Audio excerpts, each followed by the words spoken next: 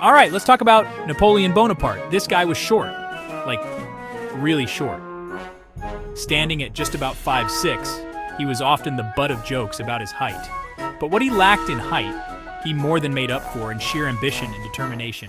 He had a vision that reached far beyond his stature. Born in Corsica in 1769, Napoleon wasn't exactly destined for greatness. Corsica was a small island, and his family was just another modest household. His family wasn't rich or powerful. They were more like, "Oh, it's Napoleon again, what's he up to now?" They lived a simple life, far removed from the grandeur of European courts. Napoleon was a bit of a bookworm. He was always seen with his nose buried in a book, absorbing knowledge like a sponge. He loved history, military strategy, and probably those choose-your-own-adventure books, judging by his life choices. His passion for learning was evident from a young age. He joined the French military as an artillery officer, which is a fancy way of saying he blew stuff up for a living. But it wasn't just about explosions.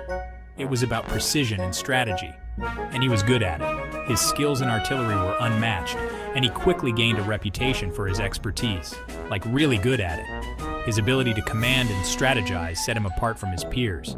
This was during a crazy time in France. The country was in turmoil, and the French Revolution was in full swing. They were having a revolution, chopping off heads left and right. The streets were filled with chaos and uncertainty. Not great for tourism, but a fantastic opportunity for a young, ambitious artilleryman. The revolution created a power vacuum that Napoleon was quick to exploit. Napoleon quickly rose through the ranks, impressing everyone with his tactical genius and his ability to rock a bicorn hat like nobody's business. His rise was meteoric, and he soon became a key figure in the French military. His journey from a small island in Corsica to the heights of power in France is nothing short of extraordinary. Napoleon's early days were just the beginning of a remarkable story that would change the course of history. France was a bit of a mess after the revolution. The country was in disarray, with political factions fighting for control and the economy in shambles. It was like someone had emptied out a bag of Legos on the floor and said, "Okay, now build a government."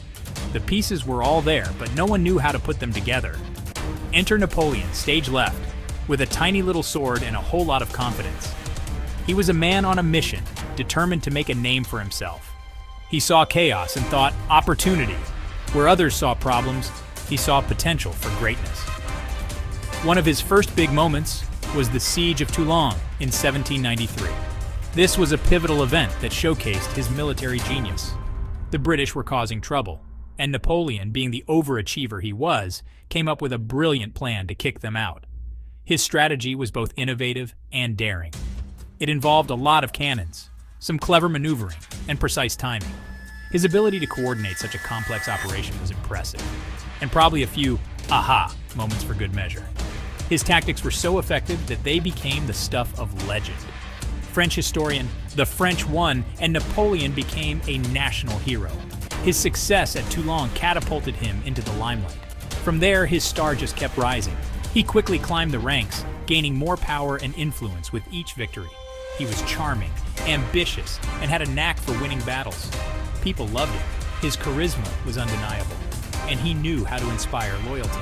He was like the Beyoncé of France, but with fewer catchy songs and more cannons. His military prowess and strategic mind made him a force to be reckoned with. Fresh off his victory at Toulon, Napoleon was basically France's golden boy. He got a new gig leading the French army in Italy. The Italians probably weren't thrilled about this, considering Napoleon's idea of a friendly visit involved a lot of marching and conquering. Napoleon's Italian campaign was a masterclass in military strategy. He was outnumbered and outgunned, but he didn't let that stop him. He used speed, surprise, and a deep understanding of the terrain to outmaneuver his opponents. He was like that kid in dodgeball who always seemed to know where the ball was going before it even got there. French historian, he won battle after battle, conquering most of northern Italy in a matter of months. He was a military rock star, signing peace treaties with one hand and writing triumphant letters back to Paris with the other. The guy was unstoppable. So what made Napoleon such a brilliant military mind? Well, for starters, he wasn't afraid to break the rules. Back then, most generals fought wars like they were playing chess. They moved their troops around in slow, predictable formations, like a bunch of pigeons trying to play checkers. Napoleon, on the other hand, was more like a game of laser tag in a bouncy castle. He was fast, unpredictable, and always on the offensive. He used a system called combined arms, which basically meant he used all his different units, infantry, cavalry, artillery, together in a coordinated way. It was like a perfectly timed symphony of destruction. French historian, he also understood the importance of morale. He knew that if he could keep his troops motivated and believing in him, they'd fight harder. So he gave them rousing speeches, promised them glory, and occasionally even remembered their names. It worked wonders. Section 5. The Egyptian Adventure Pyramids, Sphinxes, and a Dash of Defeat. By now, Napoleon was basically running France. He'd won a bunch of wars, made peace with Austria, and even found time to invent the Napoleon complex, probably, but he wasn't done yet. He had his sights set on a new prize, Egypt.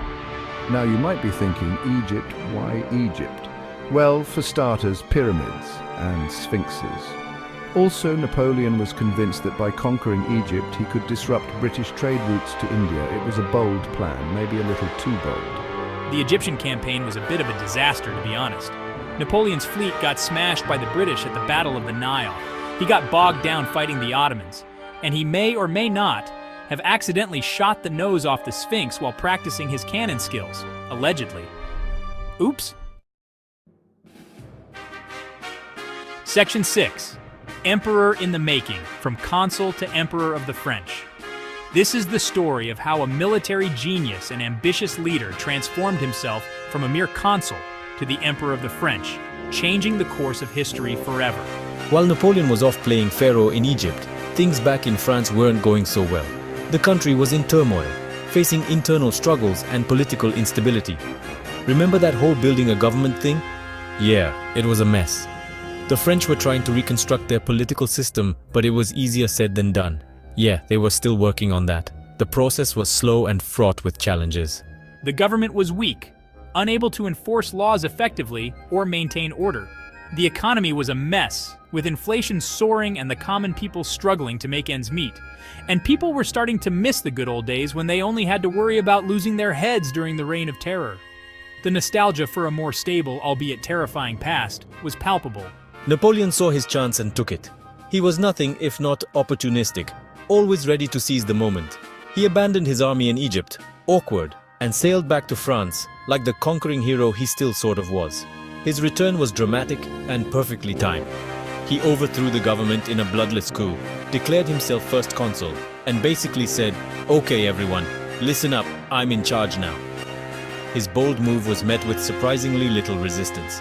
France, exhausted from years of revolution and chaos, was ready for a change. The people were tired and desperate for stability. They were like, "Fine, just promise you'll fix the economy and stop making us wear those ridiculous liberty caps." Napoleon, ever the pragmatist, agreed to their demands. Napoleon, being Napoleon, agreed to their demands and then promptly crowned himself Emperor of the French in 1804. Because why be a consul when you can be an emperor, right? His coronation was a grand affair, symbolizing his ultimate rise to power and the beginning of a new era for France. Section 7. Napoleon's Code, Law, and Order, French style. Now, Napoleon wasn't just a conquering hero. He was also a bit of a reformer. He knew that if he wanted to rule France effectively, he needed to give the people some stability. So he created the Napoleonic Code, a set of laws that unified and modernized the French legal system. This code was a big deal. It abolished feudalism, guaranteed religious freedom, sort of, and established the concept of equality before the law, unless you were a woman, in which case, tough luck. It was progressive for its time and influenced legal systems all over the world. So yeah, Napoleon wasn't all bad. Sometimes. Section 8. The Napoleonic Wars conquering Europe, one battle at a time. Okay, back to the conquering. Napoleon wasn't content with just ruling France. He wanted to rule, well, everything. This led to the Napoleonic Wars, a series of conflicts that engulfed Europe for over a decade. Napoleon's armies marched from Spain to Russia, crushing everyone in their path. He fought epic battles at Austerlitz, Jena, and Wagram, cementing his reputation as a military genius and a bit of a warmonger. He was like a tiny, unstoppable force of nature, sweeping across Europe and rearranging borders like they were pieces on a risk board. He installed his relatives on thrones, created new countries, and generally made a mess of the European political order. It was a time of great upheaval, but also a time of great change. Section 9, Hero or Villain, the two sides of Napoleon's legacy. So was Napoleon a hero or a villain? It's a question that historians are still debating over today, and opinions remain deeply divided. On the one hand, he was a brilliant military strategist, a charismatic leader and a reformer who modernized France and spread the ideals of the revolution, at least his version of them. His influence on modern Europe is undeniable. On the other hand, he was also a ruthless dictator who waged endless wars, crushed dissent, and sacrificed countless lives in his relentless pursuit of power and glory. He was responsible for the deaths of millions, and his conquests left Europe in ruins, forever altering its landscape and history. Section 10, A Complicated Legacy, Napoleon's Enduring Impact on Europe. In the end, Napoleon's legacy is a complex one. He was a man of contradictions, a mix of brilliance and brutality, vision and vanity. He was both a product of his time and a shaper of it. He may have died a lonely exile on the island of St. Helena, but his impact on Europe was undeniable. He left behind a legacy of revolution, reform, and war that continues to shape the continent to this day. Love him or hate him, you can't deny that Napoleon Bonaparte was one heck of a historical figure. And hey, at least he made those bicorn hats look cool. Subscribe for more videos like this.